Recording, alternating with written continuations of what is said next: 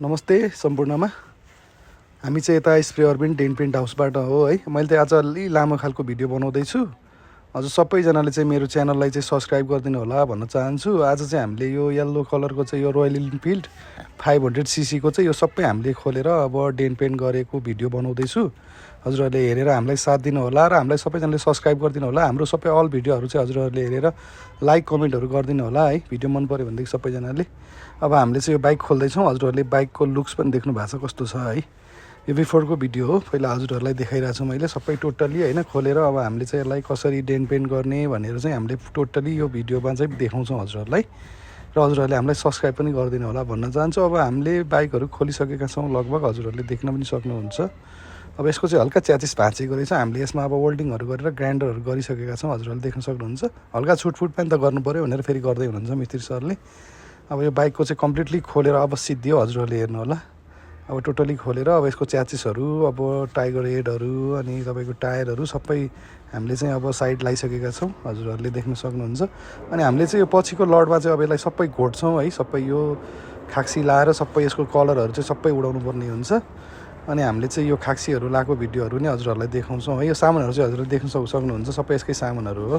सबै यहाँ भएको सामानहरू चाहिँ सबै यही बुलेटकै हो। हाम्रो अरू बाइकहरू पनि छ यहाँनिर, हजुरहरूले देख्न सक्नुहुन्छ। अब यो सामानहरू चाहिँ हामीले लगभग घोटेर पनि राखिसकेका छौँ है। अब हाम्रोमा अरू बाइकहरू नि छ डेन पेन्ट गर्नुको लागि। मैले चाहिँ मैले चाहिँ अहिले यही रोयल इनफिल्डको लागि मात्रै हो।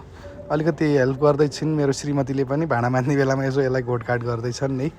अब यतापट्टि अब तपाईँको च्याचिसहरू चाहिँ सबै हामीले घोटेर प्राइमरहरू गरिसकेका छौँ। हजुरहरूले देख्न सक्नुहुन्छ। अल सामानहरू सबै यसको ट्याङ्कीहरू अनि यो टपहरू सबै घोटेर हामीले रेडी गरेर प्राइमर गरेर कलर पनि गरिसकेका छौँ। च्याचिसहरू हेर्नु होला। कलर गरेको भिडियो चाहिँ मैले बनाइनँ है, सो सरी त्यसको लागि चाहिँ। अब हजुरहरूले हेर्न सक्नुहुन्छ। मिस्त्री सरले चाहिँ अब बाइक फिट गर्ने प्रोसेसमा हुनुहुन्छ होइन। सबै मैले भिडियोहरू हजुरहरूलाई राम्रोसँग डिक्लियर बनाएर हजुरहरूलाई देखाइरहेको छु है। हजुरहरूले हेरिरहनु होला। अब हामीले इन्जिनहरू पनि बफिङहरू गरेर हामीले राखिसकेका छौँ। अब टोटली अब फिटिङको प्रोसेसमा भइरहेछ, हजुरहरूले हेरिरहनु होला है। अब यसको यो वायरिङ चाहिँ हल्का डिस्टर्ब प्रब्लम आएछ अनि यसको लागि चाहिँ फेर्नुपर्छ भन्नुभयो मिस्त्री सरले। अब त्यो नै हामीले फेरिसकेका छौँ। अब उहाँले चाहिँ कस्तै हुनुहुन्छ हेर्नु होला। बिस्तारै बिस्तारै सिधिँदैछ है। बाइक पनि राम्रो लुक्समा आइरहेछ। अनि सिट पनि हामीले फेरिदिइसकेका छौँ। सिटहरू चाहिँ पुरै डस्ट भएर फोहोर भइसकेका थियो, खियाल आइसकेको थियो। यो बाइक चाहिँ फेरि तपाईँको धेरै थन्केको बाइक हो। त्यही भएर 2-3 वर्ष थन्केको बाइक हामीले ल्याएर डेन पेन्ट गरेका हौँ है। अब लगभग बाइक रेडी पोजिसनमै छ। अब लगभग बेलुकाको समय छ अहिले चाहिँ। अब रातिको समयमा भिडियो बनाएको यो चाहिँ। अब तपाईँहरूले चाहिँ हेर्दाखेरि चाहिँ अहिले चाहिँ अलिकति त्यस्तो फाइनल चाहिँ भएकै छैन अहिले। अब अलिअलि कामहरू बाँकी छ। स्टिकरहरू हुन बाँकी छ यसको है। अब स्टिकरहरू हाल्नु बाँकी छ यसमा। अब सिटहरू सबै कम्प्लिटली भिडियो त बनाउँदैछु, हेर्दै जानु होला है। भिडियो मन पऱ्यो भने चाहिँ हजुरहरूले सब्सक्राइब गरिदिनु होला। मैले फर्स्ट टाइम यस्तो चाहिँ लामोवाला भिडियोहरू हाल्दैछु है। अलिकति सबै कुराहरू सबैमा याद होस् भनेर। अब मिस्त्रीले चाहिँ अब बाइक फिट गरेर एकचोटि चाहिँ चेकअपको लागि लानुभयो, फेरि ल्याएर यहाँ राखिदिनु भएको छ। अनि हामीले एकचोटि बफिङ गर्दैछौँ। हल्का आफूलाई चित्त बुझेन अनि त्यही भएर अब एकचोटि मजाले धोएर एकचोटि यसमा अब स्टिकर हाल्नुपर्ने हुन्छ नि त। सो त्यही भएर अब एकचोटि राम्रोसँग भाइले बाइक धुँदैछ। बाइक धोएर सकिसकेपछि बाइकको लुक्स चाहिँ यत्तिको आएको छ, राम्रो देखिएको छ। अब यसमा एकचोटि स्टिकर हालिदिनु पर्ने छ। कम्प्लिटली कामहरू लगभग सकि नै सकेको छ भन्दा नि हुन्छ। अब यसमा स्टिकरहरू हालिसकेपछि चाहिँ काम यसको कम्प्लिटली सकिन्छ है। हजुरहरूले देख्न सक्नुहुन्छ। राम्रो देखिएको छ बाइक है।